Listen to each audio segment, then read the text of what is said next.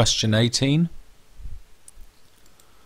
So, find the class interval in which the median lies. Now, median is middle.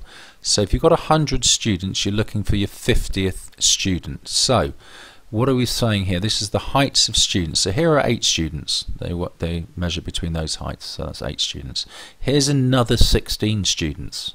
So how many students have we visited in total now? 8 and 16 is 24. Have we got to our 50th student yet? No. Right, let's take another bunch of students. Let's add on this 25 onto our 24, and we've got to 49 students. Have we now got to our 50th student, our middle student? Not quite. So our 50th student is actually one of these chappies in here. So how high does that 50th student measure? Well, it's between here and here, so you just literally copy that out as your answer. It's the interval we want. Now, part B, work out an estimate for the mean. So, it's an estimate because we have to start off by making some assumptions about how tall these students are. These 8 students measure between 120 and 130. We don't actually know how high they are. They could all be nearer this one or nearer this one. We just don't know. The best we can do is just hazard a guess and assume they all have the height of the midpoint. So what's halfway between 120 and 130? 125.